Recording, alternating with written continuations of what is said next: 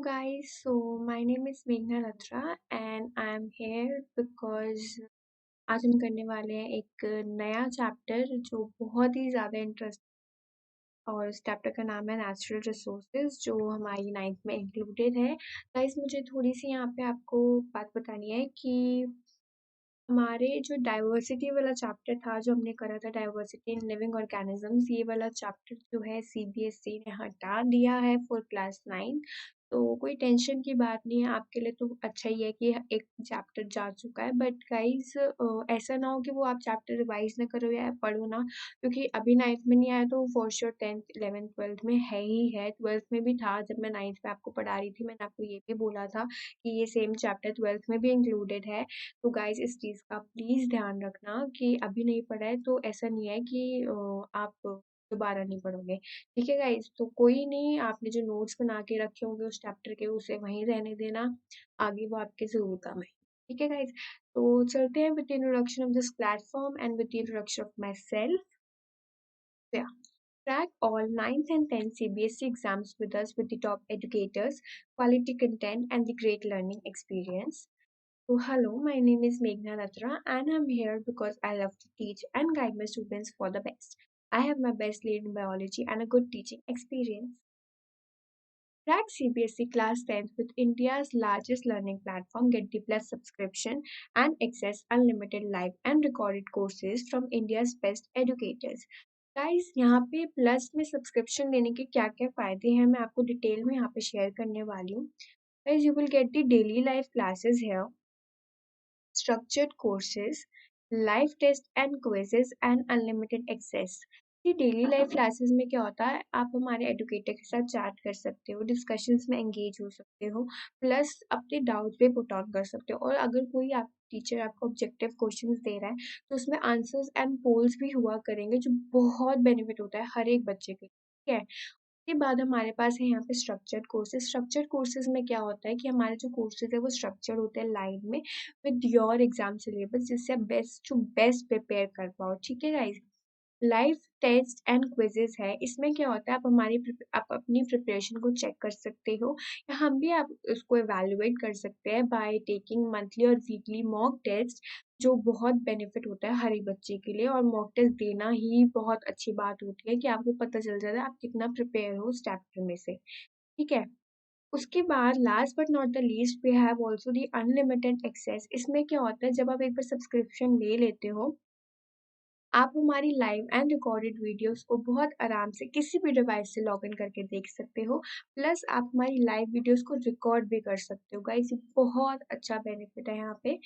Guys मतलब मैं तो कह रही हूँ अगर सब्सक्रिप्शन आप ले रहे हो तो बिल्कुल देर मत लगाओ और आज ही सब्सक्रिप्शन प्लान ले लो, क्योंकि इसके फ़ायदे ही इतने सारे हैं और ये बहुत कम रेट में बहुत कम फीस में आपको अनअकैडमी जो है आपको दे रही है ये मौका। तो गाइज़ यहाँ पे आपको दिख रहे होंगे हमारे top educators from the plus platform. ये बहुत ही अच्छे बैकग्राउंड से आते हैं, प्लस इनका टीचिंग एक्सपीरियंस बहुत ज़्यादा अच्छा होता है। ठीक है, we have the comprehensive syllabus also, we have the mathematics, social science, Hindi, science and English, सारे टाइप के सिलेबस हमारे पास अवेलेबल है। हम आपको टॉप से टॉप एजुकेटर्स जो है प्रोवाइड करवाते हैं इन द प्लस प्लेटफॉर्म, जिससे आप बेस्ट कर सको अपने एग्जाम के। ठीक है गाइस, तो आपको सब्सक्रिप्शन लेने के लिए क्या करना है, अभी तो मैंने आपको बताया कि क्या-क्या फ़ायदे होते हैं। अब आपको मैं बता रही हूँ सब्सक्रिप्शन लेने के लिए क्या करना है। गाइस अनअकैडमी लर्निंग ऐप है हमारी, अनअकैडमी लर्निंग ऐप, इसको आपने डाउनलोड करना है फ्रॉम द ऐप स्टोर और द प्ले स्टोर। जो भी आप फ़ोन यूज़ कर रहे हो या एंड्रॉयड यूज़ कर रहे हो तो प्ले स्टोर चले जाओ, और आईओएस या एप्पल का फ़ोन यूज़ कर रहे हो तो आप ऐप स्टोर जा सकते हो। ठीक है, वहाँ से आपको अनअकैडमी लर्निंग ऐप को डाउनलोड करना है। उसके बाद यहाँ पे आपको लिखा होगा that get the subscription here, है ना? तो इस सब्सक्रिप्शन के लिए क्या करना है, आपको जब यहाँ पे आप क्लिक करोगे आपको यहाँ पे पूरा चार्ट दिख जाएगा that class 9, 10th, 11th, 12th की क्या सब्सक्रिप्शंस हैं। आप क्लास 9th की हो तो मैं आपको आपसे डिस्कस करने वाली हूँ पूरा। गाइस आपको यहाँ पे 1 मंथ में 2250 रुपीज़ पे करने होते हैं in 1 month. Okay guys, there is no discount in 1 month. After that अगर आप 6 मंथ्स का लेते हो, 6 मंथ्स का सब्सक्रिप्शन प्लान लेते हो, आपको यहाँ पे 33% ऑफ मिल जाता है which is very good. Okay, 33% of आपको 6 मंथ्स में मिल जाता है, आपको सिर्फ 9000 रुपीज़ पे करने होते हैं गाइस। बहुत बेहतर से बेहतर ऑप्शन मैं आपको बता रही हूँ, ठीक है? 12 मंथ्स में आपको 50% ऑफ मिल जाता है। मतलब अगर आप 1 ईयर का सब्सक्रिप्शन प्लान लेते हो, तो आपको यहाँ पे 50% ऑफ मिल जाता है और आपको यहाँ पे क्या कितना पे करना होता है, 13,500। के बाद जैसे-जैसे आप मंथ इंक्रीज़ करते रहते हो, आपके ऑफ बढ़ते रहते हैं, like 58% of, 60% of, 67% of is the last one. Guys 48 months का प्लान अगर आप लेते हो तो आपको यहाँ पे 67% ऑफ मिलता है। गाइस इससे ज़्यादा क्या चाहिए हमें, 67% ऑफ मिल रहा है यहाँ पे। आपको ऑल ओवर पे करने होते हैं यहाँ पे 36,000 रुपीज़। इसमें क्या होता है गाइस कि अगर आप ये वाला सब्सक्रिप्शन प्लान लेते हो या कोई भी सब्सक्रिप्शन प्लान लेते हो, मैं ये नहीं कह रही हूँ 48 मंथ्स का ही लो, मैं ये कह रही हूँ कोई भी अगर आप सब्सक्रिप्शन प्लान लेते हो, वहाँ पे आपको जब आप पे करने के लिए जाओगे, वहाँ पे आपसे क्वेश्चन आस्क होगा, do you have any referral code? अगर आपके पास कोई रेफरल कोड हो तो वहाँ मेंशन कर दो। तो गाइस मेरा जो रेफरल कोड यहाँ पे है, मेघना है, MEGHNA, माय नेम ओनली। तो ये जो मेघना रेफरल कोड अगर आप डालोगे तो आपको वहाँ पे 10% का डिस्काउंट एक्स्ट्रा मिल जाएगा इन 36,000 रुपीज़ या 32,400, जो भी आप सब्सक्रिप्शन प्लान लेते हो यहाँ पे। अगर आप वहाँ पे मेरा रेफरल कोड डाल रहे हो तो आपको यहाँ पे 10% का एक्स्ट्रा डिस्काउंट मिल जाता है, जो बहुत अच्छी बात है। Then you can proceed to pay. तो गाइज आज ही सब्सक्रिप्शन आप ले सकते हो, ये सिर्फ आपके फ़ायदे के लिए। हम सारे एजुकेटर्स जो है क्लास सेशन होने से पहले ये सब आपको समझाते हैं, जिससे आप सब्सक्रिप्शन ले लो और आप अपना बेस्ट टू बेस्ट प्रिपेयर कर सको और बेस्ट टू बेस्ट कर सको अपने गोल को अचीव करने के लिए गाइज। ओके गाइज, सो हम टेलीग्राम पे भी अवेलेबल है, here's are link. So download the Telegram app from the App Store or the Play Store, type the link in the URL and click on join. तो guys आप हमारे Telegram पे भी available हो सकते हो, आप हमारे एडुकेटर के साथ चैट कर सकते हो और कोई भी डाउट्स हो आप वहाँ पे पूछ सकते हो। ओके गाइस, सो आज हम चैप्टर करने वाले हैं बायोलॉजी क्लास 9 CBSE का नेचुरल रिसोर्सेज वाला चैप्टर करने वाले हैं हम यहाँ पे। और बहुत ही अच्छा चैप्टर है ये, क्योंकि ये बहुत इजी होता है और यूजुअली ये बच्चों ने पढ़ रखा होता है। तो ये करने वाले हैं हम, वेट अ मिनट। तो क्या होता है, इंट्रोडक्शन से स्टार्ट करते हैं। Earth is the only planet where the life exist. हमारी लाइफ एक अर्थ ही एक ऐसा प्लैनेट है जहाँ पे हमारी मेनली जो लाइफ है वो एग्जिस्ट हो रही है। Like we can breathe, we can respirate, we can excrete, we can digest. So ये सारी जो प्रोसेसेस होती हैं हर लिविंग ऑर्गेनिजम्स के बीच में, प्लस हमारी एक जनरेशन से दूसरी जनरेशन बन रही है, दूसरी से तीसरी जनरेशन फॉर्म हो रही है, तो इट मीन्स वहाँ पे लाइफ एग्जिस्ट हो रही है। बहुत से लाइफ एग्जिस्ट का मतलब ही क्या होता है कि एक न्यू जनरेशन फॉर्म हो रही है वहाँ पे। ठीक है गाइज, न्यू जनरेशन फॉर्म हो रही है, प्लस वहाँ पे क्या हो रहा है कि बायोलॉजिकल एक्टिविटीज परफॉर्म हो रही है बाय द प्लांट्स और एनीवन एल्स। उसके बाद यहाँ पे एक्स्ट्रा एक और चीज होती है कि chemical activities are also performed. जितनी भी बायोलॉजिकल केमिकल एक्टिविटीज या एक न्यू जनरेशन फॉर्म हो रही है, इट मीन्स वहाँ कोई लाइफ है जो एग्जिस्ट कर रही है। और अर्थ ही एक हमारा प्लेनेट है जहाँ पे मेनली लाइफ एग्जिस्ट कर रही है और वहाँ पे ह्यूमन बींग्स भी अवेलेबल हैं। एज वी नो कि अर्थ में हम अर्थ पे ही है, अर्थ हमारा प्लेनेट है और वहाँ पे ह्यूमन बींग्स या लिविंग ऑर्गेनिज्म जैसे हम जैसे लोग हैं, ये सारे एग्जिस्ट कर रहे हैं अर्थ के अंदर। ठीक है, most life forms we know need an ambient temperatures, water and food. हम सबको क्या चाहिए, लाइफ फॉर्म को एग्जिस्ट होने के लिए क्या चाहिए, खाना चाहिए, एक पर्टिकुलर टेम्परेचर होना चाहिए जहाँ हम सर्वाइव कर सकते हैं। ठीक है, और पानी होना चाहिए। पानी भी नहीं होगा तो भी मर जाएंगे, खाना भी नहीं होगा तो भी मर जाएंगे। बहुत सारी चीजें होती है लाइफ एग्जिस्ट करने के लिए। केमिकल रिएक्शंस एग्जिस्ट करने के लिए हमारे पास कार्बन डाइऑक्साइड, ऑक्सीजन, ये सारी चीजें जो है बहुत इंपॉर्टेंट होती है हर एक लाइफ के, हर एक इंडिविजुअल के लाइफ के अंदर। ठीक है गाइस, के बाद the resources available on the earth, जो भी अर्थ पे रिसोर्सेज अवेलेबल है, and the energy from the sun, जो सन से हमें एनर्जी भी मिल रही है, are necessary to meet the basic requirements for all the life forms on the earth. हर एक किसी लाइफ फॉर्म, हमें अर्थ के अंदर जीने के लिए एनर्जी भी चाहिए और रिसोर्सेज भी चाहिए। रिसोर्सेज में गाइस जो यहाँ पे रिसोर्सेज वर्ड है, इस रिसोर्सेज का क्या मतलब है, like we need air, we need water, we need food, we need oxygen, और ब्रीदिंग एंड ऑल। तो रिसोर्सेज बहुत सारे होते हैं जो हमें चाहिए होती है, एनर्जी चाहिए होती है कि हम अपनी एक्टिविटीज परफॉर्म कर सके। तो गाइज ये सारी चीजें जो होती है ये हमें चाहिए होती है, हर एक लिविंग ऑर्गेनिज्म की लाइफ में बहुत जरूरी होती है, जिससे वो अपनी बेसिक रिक्वायरमेंट्स पूरी कर सके और वो सरवाइव कर सके। गाइज मैं यहाँ पे वर्ड यूज कर रही हूँ सरवाइव। सरवाइव का मेनली मतलब क्या है कि हम जी सके। ये नहीं कि हमें कोई बीमारी है तो हम मर जाएंगे, नहीं। हमें जीने के लिए भी बहुत सारी चीज़ें होती है जो बहुत इम्पोर्टेंट होती है, जो हमें सराउंडिंग के एनवायरनमेंट से मिलती है। सराउंडिंग एनवायरनमेंट्स मतलब कि लाइक एयर, ऑब्वियस सी बात है हमारी बॉडी एयर तो प्रोड्यूस करेगी नहीं, या हमारी बॉडी वाटर तो प्रोड्यूस करेगी नहीं, ये तो हमें सराउंडिंग से एनवायरनमेंट में जो है वहीं से मिलेंगे ना। तो गाइस इंट्रोडक्शन में मैं सिर्फ इतना ही बता रही हूँ कि हम यहाँ पे बहुत से लाइफ प्रोसेसेस की बात करने वाले हैं, बायोटिक एबायोटिक कंपोनेंट्स की बात करने वाले हैं, रिसोर्सेज की बात करने वाले हैं। बहुत इंटरेस्टिंग चैप्टर है, कोई बोरिंग चैप्टर नहीं है। गाइस मैं ये कहूँगी बस ध्यान से आप चैप्टर को सुनो और साइड बाय साइड अपने नोट्स ज़रूर बना के रखना, क्योंकि नोट्स बहुत ज़रूरी होते हैं। ठीक है गाइस? तो आगे बढ़ रही हूँ। What are these resources? In these resources में जो मैंने आपको अभी वर्ड यूज़ किया था रिसोर्सेज, तो अभी यहाँ पे आगे कि ये रिसोर्सेज होते क्या है? क्या होते हैं व्हाट आर दीज रिसोर्सेज? तो ये पढ़ने वाले हैं। These are the land, water and air. हमें चाहिए धरती, चाहिए पानी, चाहिए हवा चाहिए, ठीक है। हमें ये सारी चीजें जो चाहिए बहुत जरूरी है हमारी हर एक इंडिविजुअल की लाइफ के अंदर, ठीक है। Other crust of the earth is called the lithosphere. Lithosphere भी कहते हैं। अच्छा, जो हमारी जो क्रस्ट होती है, अर्थ की जो क्रस्ट होती है, उसको हम क्या कह रहे हैं यहाँ पे? लिथोस्फेयर, ठीक है। क्या कह रहे हैं? लिथोस्फेयर। उसके बाद water cover 75% of the earth surface. यहाँ पे क्या बोल रहे हैं? यहाँ पे 75 जो है वो वाटर ही कवर कर रहा है अर्थ सरफेस को। सपोज इट्स द अर्थ, यहाँ पे अप्रोक्स जो 75% जो है ये यहाँ पे क्या है? वाटर। ये 25% जो यहाँ पे रिमेनिंग रह गया वो हमारी और जो चीज होती है उनसे कवर हो जाती है। तो 75% जो है यहाँ पे वाटर इज प्रेजेंट, और जो आउटर क्रस्ट होती है अर्थ की उसको हम क्या कहते हैं? लिथोस, ठीक है। The air that covers the whole of the earth, जो एयर जो है वो हमारे अर्थ को, ये जो हमारा पूरा अर्थ है, ठीक है, सपोज करो ये अर्थ है।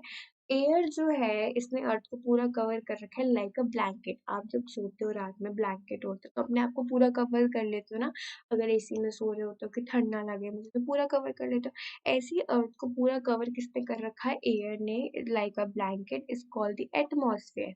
एटमॉस्फेयर मतलब हम एयर से रिलेटेड बात करें तो एटमॉस्फेयर आ गया, लैंड से रिलेटेड बात करें, क्रस्ट से रिलेटेड बात करें तो वो क्या आ गया? लिथोस्फेयर, ठीक है गाइस। की बात the life supporting zone of the earth, जो हमारी लाइफ सपोर्टिंग जोन है, जो हम बात कर रहे हैं यहाँ पे कि हमारी जो सपोर्ट कर रहा है लाइफ को, the earth, where the atmosphere, where the hydrosphere. Hydrosphere guys यहाँ पे किससे रिलेटेड आ गया? हमारा वाटर से रिलेटेड आ गया। हमारा पूरा जो 75% ऑफ वाटर की बात करी, it's hydrosphere type. And the lithosphere interact कर रही है and make life possible is known as the biosphere. Guys यहाँ पे मैं ये बात नोट करूँ, जो हमने लैंड, वाटर और एयर की बात कर रहे हैं, ऑब्वियस सी बात है हमें चलने के लिए लैंड की ज़रूरत है, पीने के लिए पानी की ज़रूरत है, और हवा जो है, एयर तो हमें मिलनी ही चाहिए, जिससे हमारी एटमॉस्फेयर जो है, एटमॉस्फेयर से ही हमारा रेन प्रोड्यूस होता है, आसमान से बारिश आती है, बारिश से कितने फार्मर्स की हेल्प होती है। तो बहुत सी एडवांटेजेस होती हैं इन सारी चीज़ों के। जो रिसोर्सेज की मैं यहाँ पे, पर्टिकुलर रिसोर्सेज की जो मैं यहाँ पे बात कर रही हूँ, उसका मतलब यही है, ठीक है गाइस। तो जब ये तीनों इंटरैक्ट करती है, like the atmosphere, hydrosphere, lithosphere, ये जब तीनों इंटरैक्ट करती है, ये क्या करती है? लाइफ को पॉसिबल बनाती है कि हम उस लाइफ के अंदर जी पाए, हम इस अर्थ के ऊपर जी पाए, क्योंकि हमारे पास हवा है, पानी है, धरती है, हर चीज़ है, खाना भी अवेलेबल है हमारे पास, जो हम आगे बात करेंगे, ठीक है गाइस। तो the life supporting zone of the earth, जो यहाँ पे हम सपोर्टिंग जोन की बात कर रहे हैं, उसमें क्या क्या चीज़ें आ रही है? हमारी एटमॉस्फेयर आ रहा है, लिथोस्फेयर आ रहा है और हाइड्रोस्फेयर आ रहा है। ये सारी इंटरैक्ट कर रही है और लाइफ को पॉसिबल बना रही है। पॉसिबल किस वे में बना रही है? कि हम उस कंडीशन में सरवाइव कर पाए। और जब ये सारे इंटरैक्ट कर जाते हैं तो हम इनको इन टोटल क्या करते हैं? That this is the biosphere, जिसमें सारी चीजें समा रखी हैं, like the lithosphere, hydrosphere and the atmosphere, ये सारी चीजें जो इसमें समा रखी है, हम इसको इन टोटल क्या कह रहे हैं, बायोस्फेयर। ठीक है, इसको क्या कह रहे हैं, बायोस्फेयर। गाइस मैं यहाँ पे ये जरूर कहूंगी कि ये जो क्वेश्चन है, बायोस्फेयर वाला जो वर्ड है, ये बहुत बार ऑब्जेक्टिव में भी पूछा गया है कि बायोस्फेयर किसका मिलकर बनता है। तो आपको यहाँ पे लिखना पड़ेगा atmosphere plus hydrosphere plus lithosphere. ठीक है, उसको आप इन शॉर्ट कह सकते हो पूरा बायोस्फेयर, जिसमें सारी चीजें आती है उसको हम बायोस्फेयर कहते हैं। हमने बायोडाइवर्सिटी भी तो पढ़ा था ना, डाइवर्सिटी वाले चैप्टर में, उसमें क्या हो रहा था, पूरे बायोडाइवर्सिटी में हम क्या पढ़ रहे थे, क्लासिफिकेशंस पढ़ रहे थे बहुत सारी किंगडम्स की, है ना। ऐसे ही यहाँ पे बायोस्फेयर, हम सारे स्फेयर्स की बात करने वाले हैं यहाँ पे, जैसे lithosphere, atmosphere and the hydrosphere. तो आई होप आपको ये दीज रिसोर्सेज वाला जो स्लाइड है आपको ये समझ आया होगा। मैं यहाँ पे रिपीट कर रही हूँ। There these are the land, the water and the air. यहाँ पे 3 टाइप की रिसोर्सेज की बात हो रही है। Outer crust of the earth is called the lithosphere, जो बाहर का क्रस्ट है उसको लिथोस्फेयर कहते हैं। कम से कम 75% जो है वाटर जो है अर्थ में कवर अप हो रखा है। के बाद air that covers the whole of the earth, जो पूरे अर्थ को कवर करके रखती है लाइक अ ब्लैंकेट, उसको कहते हैं हम दी एटमॉस्फेयर। ठीक है, the life supporting zone of the earth where the atmosphere, the lithosphere and the hydrosphere interact, जहाँ पे ये चीजें इंटरैक्ट हो रही है और लाइफ को पॉसिबल बना रही है सर्वाइव करने के लिए, उन सबको हम मिला के क्या कहते हैं, known as the biosphere. So I hope guys आपको ये सारी चीजें यहाँ पे समझ आ रही होगी कि व्हाट आर दीज रिसोर्सेज का क्या मतलब था। मैं आगे बढ़ रही हूँ, तो यहाँ पे थोड़ा सा कंटिन्यू रखते हैं। हमारे पास 2 वर्ड्स आ जाते हैं यहाँ पे, like the biotic and the abiotic. अब इसका मतलब क्या है, biotic, living things constitute the biotic component. यहाँ पे क्या है, लिविंग थिंग्स की जितनी भी लिविंग थिंग्स लाइक वी या प्लांट्स भी हम लिविंग थिंग्स में कह सकते हैं, ये सारी जो ये याद रखो बायो, बायो को अगर हम काटते हैं तो बायो जो होती है वो लिविंग चीज होती है, राइट। हम चीजें इसमें बात तो बहुत सारी करते हैं लेकिन bio is the living one. अब ए बायो कह देंगे तो इसको हम क्या कहेंगे, यहाँ पे नॉन लिविंग थिंग या नॉन लिविंग वन। ठीक है, तो एबायोटिक में क्या आ जाती है, आपका एयर, वाटर, सॉइल, ये सारी चीजें क्या आ गई आपकी एबायोटिक में। फॉर्म द नॉन लिविंग और द एबायोटिक कंपोनेंट। तो गाइस आपको ये 2 वर्ड्स फैमिलियर होने चाहिए कि बायोटिक क्या होता है और एबायोटिक क्या होता है। Biotic means the living component और द बायोटिक कंपोनेंट, बायोटिक का मतलब ही लिविंग होता है और एबायोटिक का मतलब होता है नॉन लिविंग। फिर नॉन लिविंग कंपोनेंट, तो इसमें क्या क्या आता है, एयर, वाटर, सॉइल। बायोटिक में लिविंग, सारी सारी लिविंग चीजें जो है वो बायोटिक में आती है। लाइक वी, हम बहुत बड़े एग्जाम्पल है हिंदी बायोटिक की, हम सांस ले पा रहे हैं, हम खा पा रहे हैं, खुद हम मैनुअली सब कुछ कर सकते हैं ना। तो we are the biotic ones. Okay guys, so मैं आगे बढ़ रही हूँ इसके साथ। तो गाइस यहाँ पे हम एबायोटिक कंपोनेंट्स को बहुत अच्छे से पढ़ते हुए चलेंगे कि एबायोटिक कंपोनेंट्स में क्या क्या चीजें इंक्लूड हो रखी होती है यहाँ पे। तो सबसे पहले हम स्टार्ट कर रहे हैं एयर से। हम एयर के बारे में सब पढ़ेंगे कि क्या होता है एयर प्रॉपरली, क्या कैसे होता है, के अंदर रेन भी आता है या क्या आता है, सब कुछ हम इन डिटेल में एबायोटिक कंपोनेंट्स सारे पढ़ेंगे। तो हम सबसे पहला क्या कवर कर रहे हैं ऊपर, एयर। एयर क्या है, क्या नहीं है, क्या चीजें हैं उसके अंदर, सब कुछ। ठीक है गाइस, तो स्टार्ट करते हैं इसको, एयर को। It is a mixture of many gases. अब ये मैं कह रही हूँ ऑब्जेक्टिव का क्वेश्चन, आप मार्क कर सकते हो यहाँ पे, और अगर आप एनसीईआरटी से पढ़ रहे हो तो वहां पे भी मार्क्स कर सकते हो। जो एयर होता है वो बहुत सारी गैसेस से बना होता है, like the nitrogen, oxygen, carbon dioxide and the water vapours की फॉर्म पे। ठीक है, ये सारी चीजें जो है हमारी एयर से इंक्लूड, एयर के अंदर हमारी नाइट्रोजन, ऑक्सीजन, कार्बन डाइऑक्साइड और वाटर वेपर सारे जो है यहाँ पे हमारी एयर के ही कंपोनेंट्स है। एयर जो है बहुत सारी गैसेस से मिलकर बनती है। ठीक है, in planets such as Venus, Mars, ये हमारे प्लैनेट्स होते हैं ना, Venus, Mars, where no life is known to exist, जहाँ पे कोई भी लाइफ एग्जिस्ट नहीं होती। एक हमारा प्लैनेट अर्थ ही है जहाँ पे लाइफ एग्जिस्ट हो रही है, वेयर लाइफ एग्जिस्ट। ठीक है, The major component of the atmosphere is found to be a carbon dioxide. Guys, this is also a 1 mark question और the objective mark question. वो पूछ लेते हैं वहाँ पे बार बार कि कौन सा ऐसा एक मेजर कंपोनेंट है एटमॉस्फेयर का जिसमें वो चीज मतलब सबसे मेजर कंपोनेंट क्या है, सबसे ज्यादा इंक्लूडेड वन कौन सा कंपोनेंट।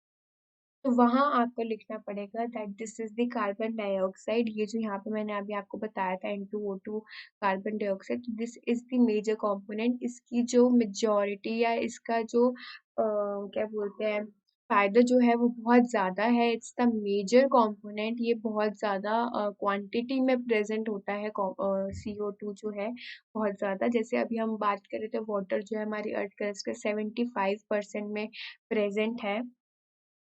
ठीक है, सो मैं लिख देती हूँ यहाँ पे N2O2 plus CO2 plus water. यहाँ पे हम बात कर रहे थे ना इस चीज की। ठीक है, ये एयर से बना हुआ है तो CO2 का जो मेजर कंपोनेंट माना जाता है। ठीक है गाइस, CO2 का मेजर कंपोनेंट माना जाता है। अभी हम बात कर रहे थे कि अर्थ में 75% जो है वो क्या है, वाटर है। ठीक है, ये जो 25% हमारे रह गए ये हमारी बहुत सारी चीजें हो जाती है like the gases and anything else. तो और जो बहुत सारी चीजों में बना हुआ है तो वाटर जो है इसका 75% अवेलेबल। आपने कभी ग्लोब देखा है?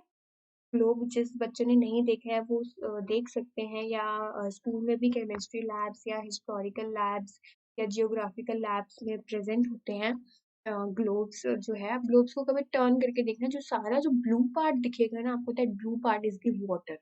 ओके, सो इसलिए हम वहां से कनेक्ट कर पाते हैं कि 75% जो है वहां पे वाटर प्रेजेंट है अर्थ क्रस्ट के ऊपर।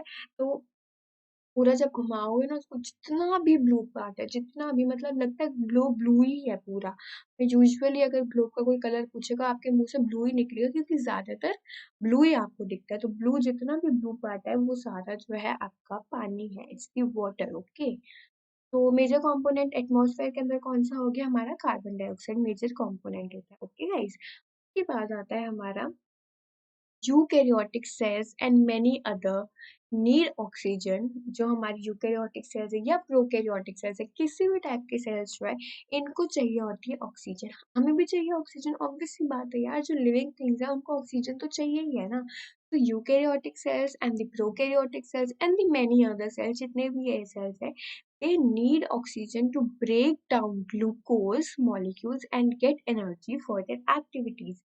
हर एक सेल को अपनी एक एक्टिविटी को करना है, चाहे वो बायोलॉजिकल का एक्टिविटी है, चाहे वो केमिकल एक्टिविटी है, चाहे वो फिजिकल एक्टिविटी है, कोई भी एक्टिविटी है, हमें हर एक एक्टिविटी जो नेसेसरी होती है हमारे लिए या नेसेसरी है सेल के लिए, उसके लिए हमें चाहिए होती है एनर्जी। वो एनर्जी कैसे मिलेगी, हमें ऑक्सीजन से मिलेगी, क्योंकि ऑक्सीजन क्या करता है, अब they need oxygen to break down the glucose molecules. Glucose molecules को वो ब्रेक करता है और एनर्जी देता है फॉर देयर नेसेसरी एक्टिविटीज। जो भी एक्टिविटीज सेल के लिए वहां पे जरूरी है उसको कौन दे रहा है, आपका ऑक्सीजन। तो ऑक्सीजन जो है सबसे इम्पोर्टेंट माना जाएगा यहाँ पे। क्यों? क्योंकि ऑक्सीजन हमारे लिए भी बहुत इंपॉर्टेंट है, वो हमें ब्रीथ करने में हेल्प करता है ना, हम ब्रीथ कर पाते हैं। ठीक है, तो eukaryotic cells and many other cells या प्रोकैरियोटिक्स वन या be also need oxygen to break down the glucose molecules को break करके that get the energy for their necessary activities। kind guys, मैं यहाँ पे आपको एक necessary word use कर रही हूँ। इस necessary का word मतलब कि जो भी हमारे लिए important है। ठीक है, जो भी हमारे लिए important है, necessary activities जो होंगी वो, उसके लिए हमें क्या चाहिए, एनर्जी।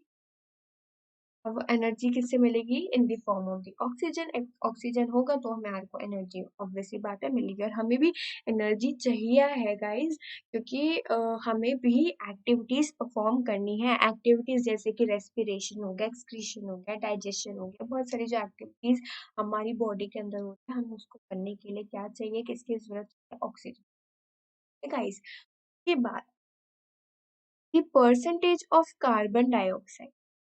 यहाँ पे क्या बात कर रही हूँ मैं, percentage of the carbon dioxide, जो मैंने अभी यहाँ पे आपको बताया था, this is the major component. ये बताया था ना गाइस, यहाँ पे मैं स्टार बना रही हूँ। This is the major component CO2। तो ऐसे ही यहाँ पे जो परसेंटेज बात करें, percentage of carbon dioxide in are atmosphere is a mere fraction of a percent because carbon dioxide is fixed in two ways। यहाँ पे अब हम टू वेज की बात करने वाली हूँ। तो ये वाला जो पॉइंट है अभी मैं इसको डिस्कस करने वाली हूँ, यहाँ स्टार लगा रही हूँ, इसको मैं नेक्स्ट स्लाइड में डिस्कस करूंगी। उससे पहले इस स्लाइड को कवर करने के लिए मैं ऊपर के 4 पॉइंट्स दोबारा से रिवाइज करवा रही हूँ गाइस। तो एयर में हमने बात क्या करी थी कि एयर जो है वो किस किस से बना हुआ है। ऊपर यहाँ पे देखो, nitrogen, oxygen, CO2, carbon dioxide plus the water vapours, जो भी हमारे वाटर वेपर्स है वो। ठीक है, ये सारे किससे बना हुआ है? एयर जो है इस सब सारी चीजों से बना हुआ है। ठीक, in a planet such as Venus, Mars, यहाँ पे कोई लाइफ एग्जिस्ट नहीं होती। अर्थ ही एक ऐसा प्लैनेट है जिसमें लाइफ एग्जिस्ट हो रही है। ठीक है, the major component of the atmosphere is found to be a carbon dioxide. जो मेजर component होता है एटमॉस्फेयर का वो कौन होता है? यहाँ पे कार्बन डाइऑक्साइड। ठीक है, अब यूकेरियोटिक सेल्स और जितने भी अदर सेल्स है, प्रोकैरियोटिक ones और the we also needs the oxygen to break down the glucose molecules। Glucose के मॉलिक्यूल्स को ब्रेक करने के लिए, ये क्यों ब्रेक करने के लिए? एंड टू गेट एनर्जी, जिससे उनको एनर्जी मिल सके फॉर देयर नेसेसरी एक्टिविटीज। जो भी एक्टिविटीज सेल को परफॉर्म करनी है वो मिल सके, उनको एनर्जी मिल सके। और वो जो ऑब्वियसली बात है, कोई इरेगुलर एक्टिविटीज तो सेल परफॉर्म नहीं करेगी जिसके लिए उसको एनर्जी चाहिए होगी। वही एक्टिविटीज परफॉर्म करेगी ना जो उनके लिए बेनिफिशियल होगी। तो we will say the necessary activities जो उनको परफॉर्म करनी होगी उनके लिए उनको एनर्जी चाहिए होती है, और वो एनर्जी कैसे मिलेगी? इन the form of the oxygen. ठीक है गाइस, आई होप आपको ये चारों पॉइंट समझ आए होंगे। अब मैं फिफ्थ पॉइंट जो है यहाँ पे मैं आपको बताने वाली हूँ। तो कार्बन डाइऑक्साइड की परसेंटेज है हमारे एटमॉस्फेयर में, ये एक मेरा फ्रैक्शन है 1% का।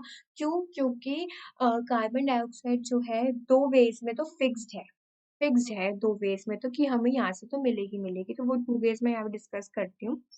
That you will get the green plants convert CO2 into glucose in the presence of sunlight। Guys ये ना CO2 को यहाँ पे किस पे कन्वर्ट कर देती है? ग्लूकोज। ठीक है, ग्रीन प्लांट्स में। ठीक है, फोटोसिंथेसिस होता है ना ग्रीन प्लांट्स के अंदर, उस प्रोसेस में एक रिएक्शन होता है जिसमें जो CO2 है वो कन्वर्ट हो रहा होता है ग्लूकोज के अंदर। So it's a near fraction हो गया यहाँ पर।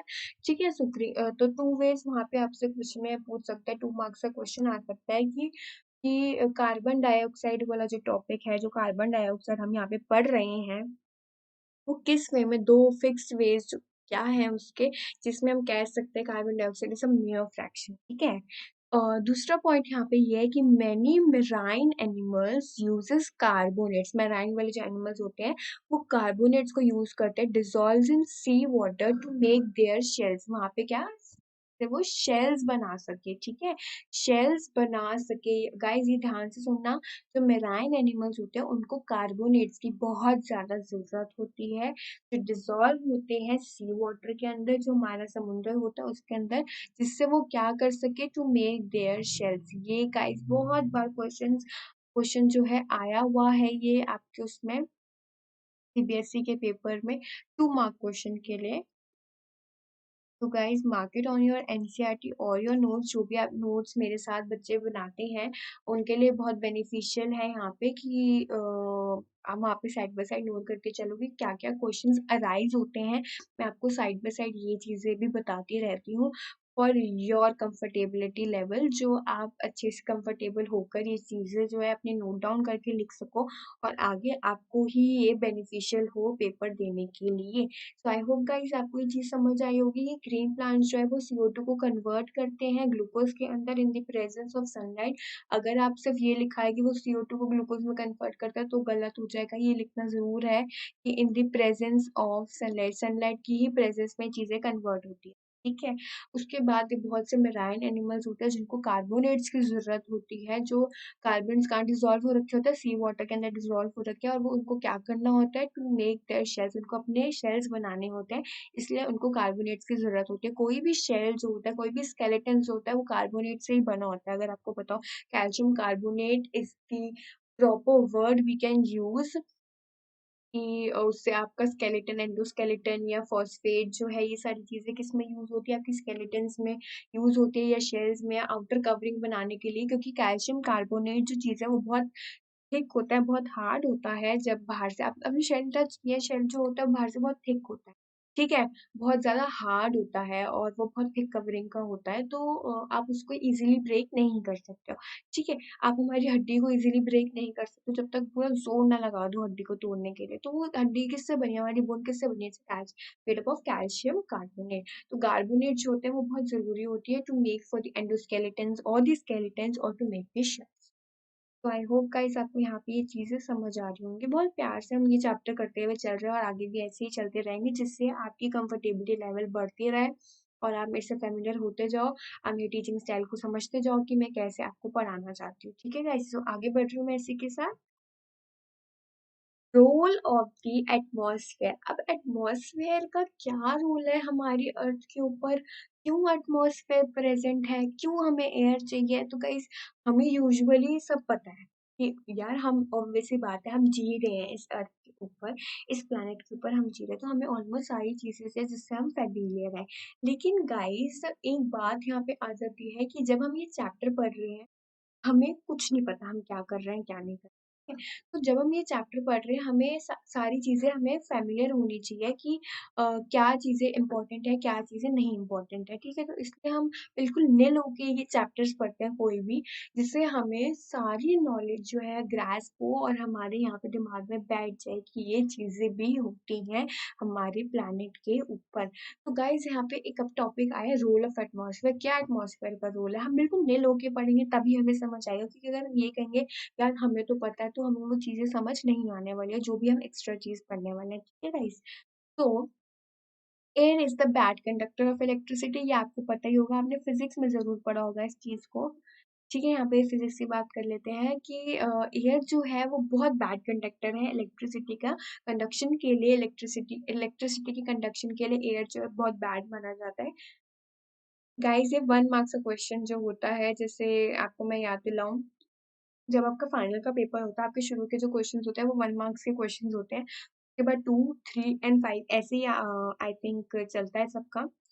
तो गाइस, यहाँ पे 1 मार्क्स के क्वेश्चन में ये ज़रूर पूछ लेते हैं कि बैड कंडक्टर ऑफ इलेक्ट्रिसिटी कौन है, तो आपको वहाँ लिखना पड़ेगा air.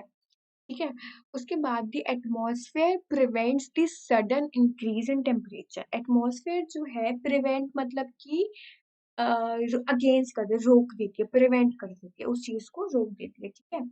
The atmosphere prevents the sudden increase in temperature. एकदम से सडन इंक्रीज इन टेम्परेचर को है जो है वो प्रिवेंट कर देती है during the day light hours. जो डे लाइट आवर्स मतलब कि आपके लगा लो 12 बजे से लेकर जो 6 बजे तक हमारी डे लाइट होती है ना, उन डे लाइट आवर्स में एकदम से सडन इंक्रीज जो होता है टेम्परेचर में, उसको कौन रोक देती है?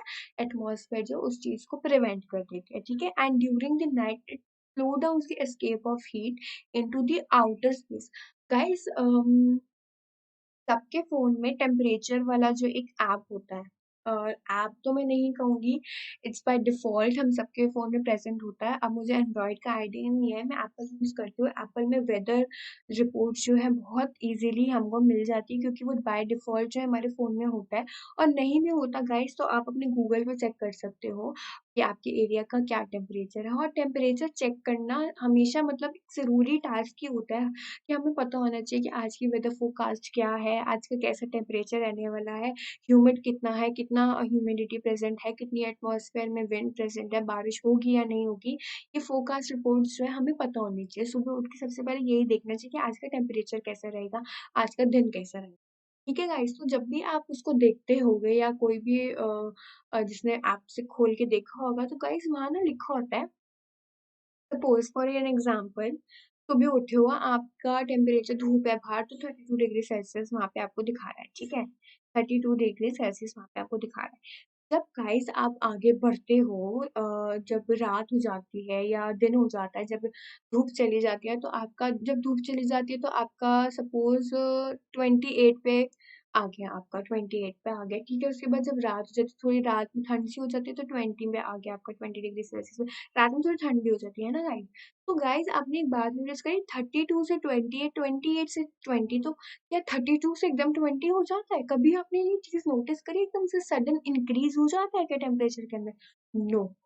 कोई भी सडन चेंज जो हो रहा है, या वो धूप से बहुत कड़ी धूप हो रही है, या वो ठंड से धूप हो रही है, धूप से बिल्कुल धीरे ठंड हो रही है, वो एक धीरे धीरे अकॉर्डिंगली साइकिल के अंदर आपका यहाँ पे टेम्परेचर में जो चेंजेस आते हैं, और बहुत डे लाइट्स में आते हैं, लाइक बारिश होने से पहले पहले क्लाउड्स दिखते हैं आपको। ऐसे नहीं कि धूप हो रही है और एकदम से बारिश आ गई, नहीं, पहले धूप होगी, फिर हमें इंडिकेशन दिखेगी कि क्लाउड्स हमारे ऊपर आ रहे हैं, ब्लैक क्लाउड्स आ रहे हैं, तो फिर हम वहां से एस्टिमेट लगा लेते हैं कि यार हाँ शायद बारिश होने वाली है। तो गाइस एटमॉस्फेयर जो है, क्लाउड्स जो है, वो यही तो आपको प्रिवेंट कर रहे हैं कि एकदम से सडन इंक्रीज जो है टेम्परेचर में नहीं हो। ठीक है गाइस। तो next point is here, on the surface of the moon, जो मून का सर्फेस है जिसमें कोई एटमॉस्फेयर नहीं है, this is also an objective question. यहाँ पे एक ऑब्जेक्टिव क्वेश्चन आ गया कि किस प्लैनेट में या किस में एटमॉस्फेयर नहीं होता, तो मून में एटमॉस्फेयर नहीं होता, ठीक है। The temperature ranges from -190 degree Celsius to 110 degree, मतलब देख लो कितना ड्रामेटिक चेंज है, माइनस से प्लस में जा रहा है, सो कितना ड्रामेटिक चेंज है यहाँ पे। और मून में कोई एटमॉस्फेयर नहीं होता, इस चीज को प्लीज याद रखना, ये ऑब्जेक्टिव क्वेश्चन में बहुत बार पूछा गया है। ओके गाइस, तो air is the bad conductor of electricity, ठीक है। दूसरा पॉइंट क्या था, atmosphere prevents the sudden increase in the temperature during the day light hours, and during the night it slow down the escape of heat into the outer surface. Obvious सी बात है, heat का जो है वो थोड़ा एस्केप हो जाता है, वहाँ पे स्लो डाउन हो जाता है, और थोड़ा हमारे को ठंडा ठंडा नाइट में लगता है, ठीक है। On the surface of the moon, moon के सर्फेस पे एटमॉस्फेयर प्रेजेंट नहीं होता, ये चीज याद रखना है, ऑब्जेक्टिव में पूछा जाता है।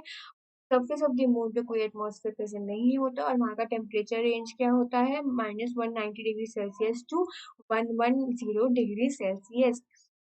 तो गाइज ये था आपका रोल ऑफ एटमॉस्फेयर, क्या एटमॉस्फेयर का रोल है, ठीक है गाइज। तो हमने नीलो के पढ़ा, इसलिए हमें समझ आ गया। अगर हम ये कह के पढ़ते कि यार हमें पता है क्या एटमॉस्फेयर है क्या नहीं, तो हम ये चीजें जल्दी इजीली ग्रास्प नहीं कर पाते, ठीक है गाइज। अब हम बात कर रहे हैं यहाँ पे मूवमेंट ऑफ एयर, एयर की क्या मूवमेंट हो रही है, हम यहाँ पे इस चीज के बारे में बात करेंगे, ठीक है guys. Movement of the air, the relief brought by the cool breezes after a hot day is, आपने देखा है बहुत गर्मी हो रही है, बहुत ज्यादा गर्मी हो रही है, एकदम से कोई ठंडी सी हवा फेंक दे, तो कोई ठंडी सी हवा आ जाए आपको एटमॉस्फेयर से, उसको क्या कहते हैं, विंड। और ये कितना रिलीफ मिलता है जब हमें पसीने आ रहे होते हैं और कोई हवा दे दे कि हाँ यार कितनी जल्दी हमें ठंडा ठंडा महसूस होता है। तो यही चीज है, the relief brought by the cool breezes. Cool breezes, जो हमें कूल मतलब कि ब्रीजेस मीन की हवा, जो आपको ठंडी हवा आ रही है after a hot day is a wind, इसको क्या कह रहे हैं हम यहाँ पे, विंड, ठीक है। Water vapour is form due to the heating of water bodies. Water vapour जो है यहाँ पे फॉर्म होती है due to the heating of the water bodies. Water bodies को जब हम हीट करते हैं तो वाटर वेपर्स फॉर्म हो रही है, and the activities of the living organisms. Water vapours आपने देखा भी होगा, जब आप पानी को बॉईल करते हो एक वेपर्स प्रेजेंट होता है ना, वेपर्स भाप जिसे कहते हैं, उनको वाटर वेपर्स कहते हैं। तो वो जो है आपको वहां पे मिलता है, कोई खाना पका रहे हो और उसको कुछ ढक दो आप, फिर जब उसको उठाओगे तो भाप ही उड़ जाती है सारी, तो वो क्या आपका सारा वाटर वेपर्स है। तो वाटर वेपर्स कैसे फॉर्म होते हैं guys, water vapours is form due to the heating of the water bodies को हीट करने से, ठीक है।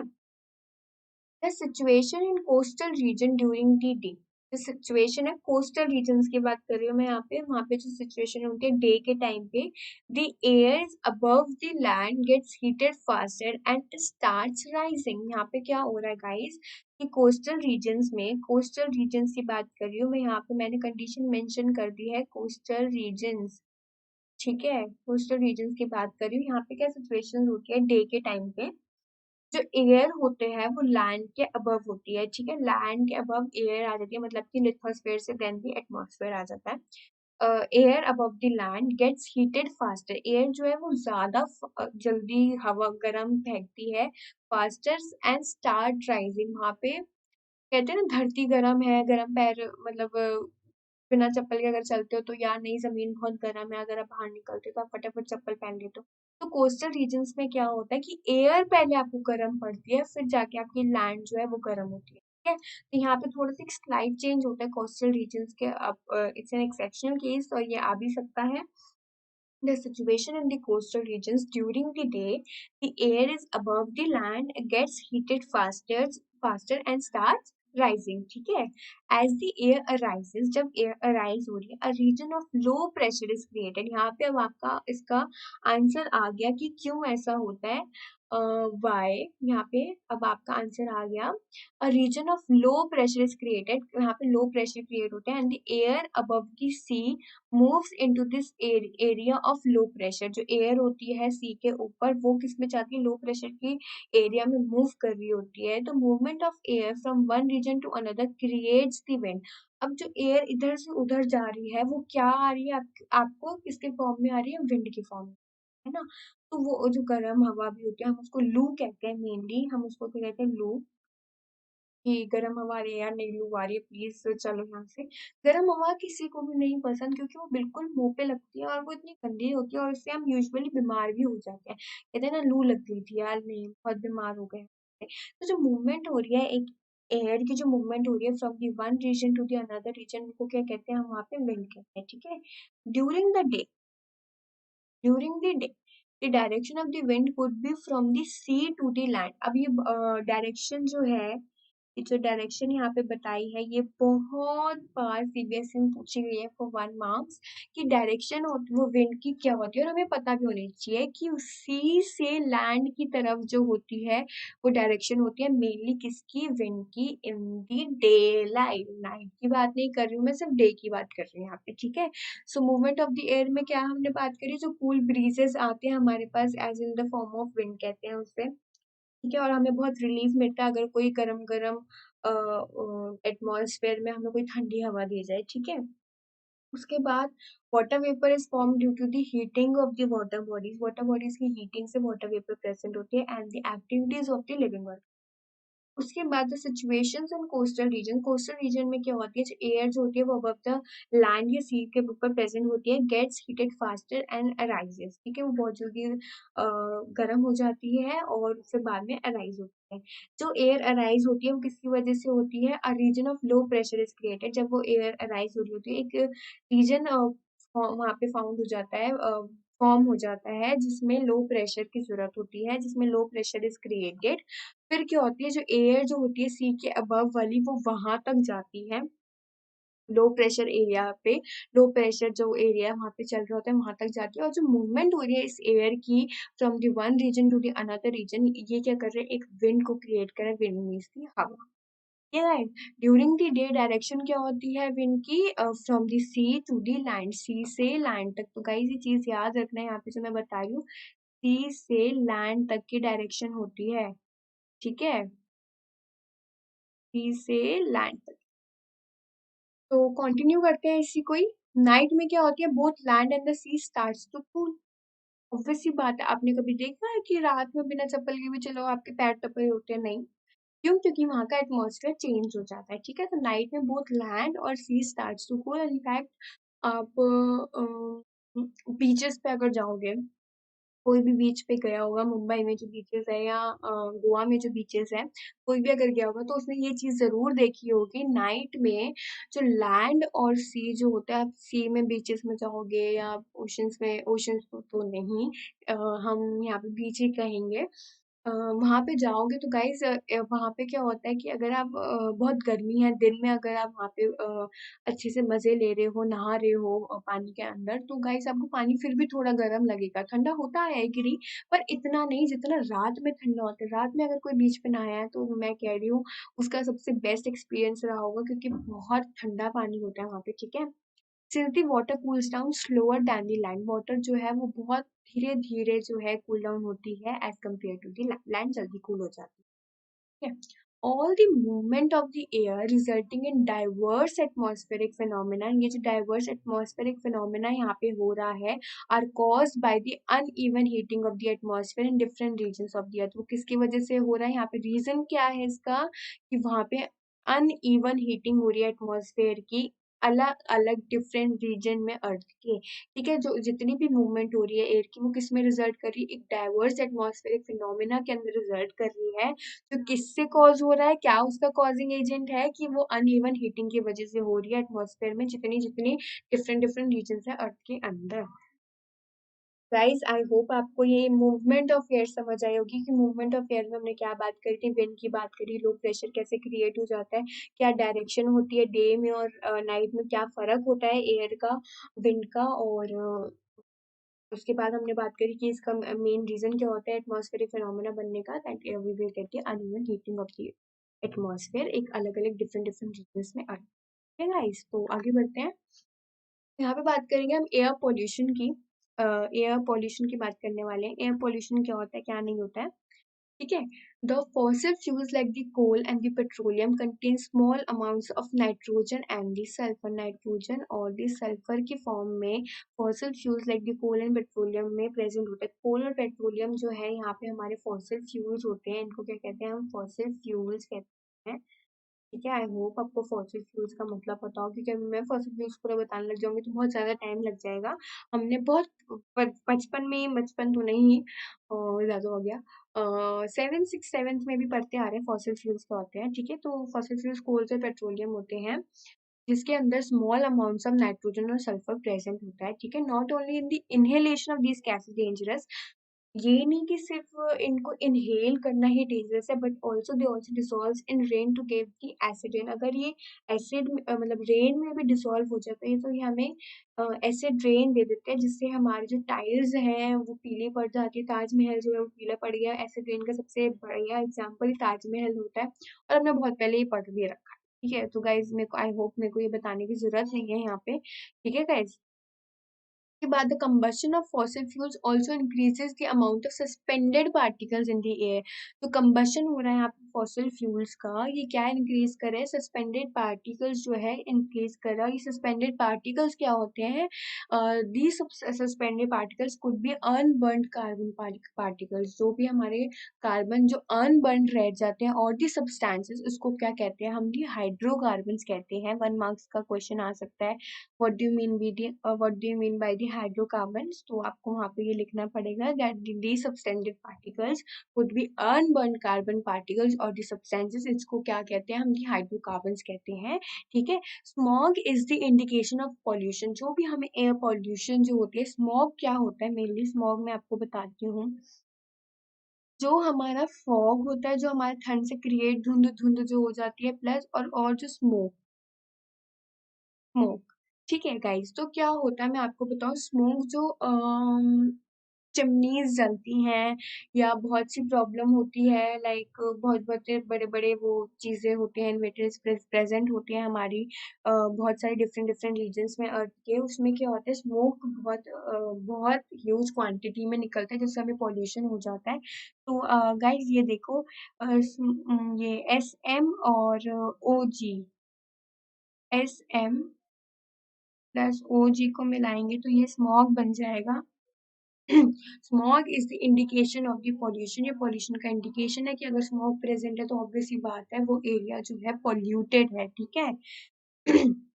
पॉल्यूशन से क्या क्या हो सकता है, हमें एलर्जी हो सकती है, कैंसर हो सकता है, और कोई भी हार्ट डिजीज हो सकता है लाइक अस्थमा एंड ऑल, कि हमें सांस लेने में दिक्कत हो रही है, या पॉल्यूटेड रीजन्स पे हम सांस नहीं ले पाते, प्लस अगर हम कोई हाई माउंटेन्स रीजन्स पे जाएंगे तो हमारी वहाँ पे ऑक्सीजन लेवल जो है बहुत डिक्रीज हो जाती है, क्योंकि वहाँ पे कार्बन डाइऑक्साइड का लेवल बहुत ज़्यादा बढ़ जाता है। क्यों, क्योंकि ऊपर जब जितना जाते रहेंगे हमारी एनर्जी उतना वेस्ट होती रहेगी, क्योंकि हम ढलान पे चलते हैं, ठीक है। और वहाँ पे ये होता है कि हमें सांस लेने में बहुत मुश्किल हो जाती है, जो भी यहाँ फ्लैटेंड रीजन्स पे रहते हैं, जो ऑलरेडी माउंटेन्स या हाई माउंटेन्स पर रह रहे हैं, लाइक दी मसूरीज एंड ऑल, वहाँ पे अगर आप रह रहे हो, देहरादून, मसूरी, धनौल्टीज, यहाँ पे अगर आप रह रहे हो तो गाइज आपको इतनी डिफिकल्टी नहीं होगी अगर आप हमारे रीजन पे आओगे, लेकिन हम आपके रीजन पे जाएंगे तो गाइज वहाँ पे बहुत डिफिकल्टी हो सकती है सांस लेने में, ठीक है गाइज। उसके बाद यहाँ पे एक आता है and increase in the content of these harmful substances in air is called the air pollution. जितनी भी इंक्रीज हुई है इन हार्मफुल सब्सटेंसेज की, लाइक दी ये नाइट्रोजन, सल्फर, ये जो हमारे इनहेलेशन के लिए बहुत डेंजरस होते हैं, प्लस ये एसिड रेन भी दे देते हैं अगर ये एसिड में मिक्स हो जाते हैं, ठीक है। जो ये हाइड्रोकार्बन जो यहाँ पे हमारे प्रेजेंट हो रहे हैं, ये जितने भी हो रहे हैं, स्मॉग हो रहा है हमारे, ये क्या कर रहा है, सारा पोल्यूशन क्रिएट कर रहा है हमारे अर्थ के ऊपर।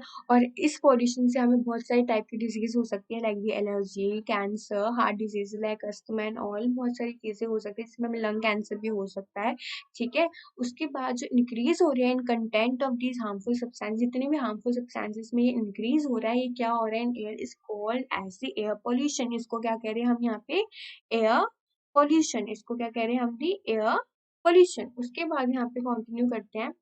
नो, इसका कोई कंटिन्यू पार्ट नहीं है, हमारे यहाँ पे एयर पॉल्यूशन यहीं तक था। तो गाइज आई होप आपको ये समझ आया होगा, ये सारे पॉइंट्स यहाँ पे आपको समझ आए होंगे कि क्या मैं आपको बताना चाह रही थी, स्मोक क्या होता है, पॉल्यूशन कैसे होता है, पॉल्यूशन किस किस के वे के थ्रू हो जाता है। मेनली आपको यहाँ पे याद रखना है कि नाइट्रोजन और सल्फर जो होता है बहुत हार्मफुल गैसेस होती है, अगर हम उनको इनहेल करते हैं तो हमारे को बहुत सारी प्रॉब्लम्स हो जाती हैं। और पॉल्यूशन का मेन कॉज ही ये तो गैसेस होती है, पॉल्यूशन का main cause, yes I am repeating up my words, like pollution का जो मेन कॉज होता है वो नाइट्रोजन और सल्फर की वजह से ही होता है, क्योंकि इन दोनों को इनहेल करने से हमको प्रॉब्लम्स आ जाती हैं, ठीक है गाइस। तो इससे हम एयर पॉल्यूशन हो जाता है, पॉल्यूशन से हमें क्या क्या डिजीजेस हो सकती है वो मैं आपको बता चुकी हूँ, allergy, cancer and the heart diseases. तो आई होप आपको एयर पॉल्यूशन यहाँ पे समझ आया होगा। अब हम गाइस यहाँ पे आगे चलते हैं रेन पे। रेन क्या होता है, रेन भी एयर की वजह से, कैसे एटमॉस्फेयर की वजह से आ जाता है, यहाँ पे हम इस चीज के बारे में बात करने वाले हैं। Then that when the water bodies are heating during the day, जब पूरे डे में जब वाटर बॉडी जो हीट हो रही है, a large amount of water evaporates and goes into the air, water vapours निकल रही थी, अभी मैंने आपको बताया था यहाँ पे वाटर वेपर्स के बारे में, ठीक है। वाटर वेपर्स के बारे में अभी मैं आपको बता रही थी। तो गाइस यही होता है, जब वो वाटर वेपर्स फॉर्म हो जाती है तो large amount of water evaporates, वो इवेपोरेशन हो रही होती है, and goes into the air. हम इस प्रोसेस को क्या कहते हैं यहाँ पे, इवेपोरेशन, है। उसके बाद some amount of water vapours also gets into the atmosphere, बहुत अमाउंट का वाटर वेपर्स जो होती है वो एटमॉस्फेयर के ऊपर जाती है, because of various biological activities. बहुत सारी बायोलॉजिकल एक्टिविटीज के लिए क्या हो रहा है, वो अमाउंट ऑफ वाटर वेपर्स जो है वो एटमॉस्फेयर के ऊपर जा रहा है, ठीक है, एटमॉस्फेयर तक जा रहा है। एज द एयर राइजेस, जब एयर जा रही होती है, it expands and the cools, वो एक्सपैंड हो जाती है प्लस कूल डाउन हो जाती है। This cooling cause the vapours in the air to condense in the form of tiny droplets, ठीक है, tiny droplets के टाइप में वो कंडेंस होती है, और इस प्रोसेस को हम यहाँ पे कहते हैं कंडेंसेशन। गाइस ये सारे जो टॉपिक है हमने एट्थ, सिक्स्थ में, सेवेंथ में, एट्थ में पढ़ रखे हैं बहुत आराम से, मुझे अच्छे से याद है कि इवेपोरेशन, कंडेंसेशन, ये सारी चीजें हम पढ़ चुके हैं। इनफैक्ट हम रेन साइकिल भी बनाते थे वहाँ पे, कैसे कैसे इवेपोरेशन या कंडेंसेशन हो रही है। तो जब ये एयर राइज होती है तो वो एक्सपैंड कर देती है, कूल कर देती है, और ये कूलिंग कॉज क्या करती है, एक वेपर को कॉज करती है in air to condense that vapours in the form of a tiny droplets. और उन टाइनी ड्रॉपलेट्स को क्या कहते हैं, this condensation of vapour is facilitated if some particles could act as a nucleus for these drops to form around, ये यहाँ पे कोई न्यूक्लियस की तरह एक्ट करे, न्यूक्लियस की तरह एक्ट करे these drops के अंदर, जिससे वो ज्यादातर हमारे आसपास रहे। और इन टाइनी ड्रॉपलेट्स को हम मेनली क्या कहते हैं, रेन, जो अभी हम आगे पढ़ने वाले हैं in the continue part. Normally dust and the other suspended particles, जितने भी ये डस्ट और the other suspended particles in the form perform this function, ये कंडेंस कर जाते हैं, और जब टाइनी ड्रॉपलेट्स बैठे हैं, डस्ट भी जो होती है वो बैठ जाती है। कभी हमने देखा है कि अ, बारिश आ रही है और मिट्टी भी उड़ रही है, ऐसा कभी भी आपने देखा है? नहीं, कि बारिश आ रही है तो गीलापन जो है वो मिट्टी को बिठा देता है, और जितने भी सस्पेंडेड पार्टिकल्स है उसको बिठा देता है in the air, perform this function. Once the water droplets are form, जब वाटर ड्रॉपलेट्स पूरी तरीके से फॉर्म हो जाते हैं, टाइनी ड्रॉपलेट्स जो मैं यहाँ पे बात कर रही थी, they grow bigger by the condensation of these water droplets का फिर कंडेंसेशन होता है, इससे अगेन कंडेंसेशन, और वहां पे जो वाटर ड्रॉपलेट्स है वो थोड़े बड़े हो जाते हैं साइज में, जिसे कहते हैं मोटी बूंद के, जिसे कहते हैं हिंदी में अगर मैं बात करूँ यहाँ पे, मोटी बूंद, ठीक है। तो जो वाटर वाटर ड्रॉपलेट्स तो है वो यहाँ पे बड़े हो जाते हैं, when the drops have grown big and heavy, जब यहाँ पे बहुत ज़्यादा बिग और हेवी हो जाते हैं, they fall down in the form of the, ऐसा तो है नहीं, वेपर्स आपने देखे हैं कितने छोटे-छोटे होते हैं, तो उन वेपर्स के फॉर्म में थोड़ी ना हमारे को बारिश मिलेगी। नहीं, वो कंडेंस होते हैं दोबारा और वो जो वाटर वेपर है वो थोड़े बिग हो जाते हैं साइज़ में, और जब वो प्रॉपर्ली जो ड्रॉप्स बिग हो जाते हैं और हेवी हो जाते हैं, they fall down in the form of a rain. तो अभी मैं पिछली स्लाइड में बात कर रही थी कि इन टाइनी ड्रॉपलेट्स को रेन कहते हैं हम। ठीक है। Sometimes when the temperature of air is low enough, जब कभी कभी ऐसा भी होता है कि एयर का टेम्परेचर जो होता है वो बहुत कम होता है, तो वहाँ पे प्रेसिपिटेशन में occurs in the form of snow, slit और हेल। वहाँ पे प्रेसिपिटेशन हो जाती है, और इस प्रोसेस को कहते हैं प्रेसिपिटेशन। ठीक है, इस वहाँ पे वो अकर हो जाती है in the form of snow, sleet और हेल के फॉर्म में वहाँ पे प्रेसिपिटेशन हो जाती है। तो condensation, evaporation then precipitation. Okay, तो ये आपको सीरी भी याद करनी है, मैं अभी बता रही हूँ, लिख के बताऊंगी। Rainfall patterns are decided by the prevailing wind patterns. Wind patterns के हिसाब से हम रेनफॉल पैटर्न्स बता सकते हैं। In large parts of India rains are mostly brought by the south west और द नॉर्थ ईस्ट मानसून। ये आ गया आपका ऑब्जेक्टिव का क्वेश्चन।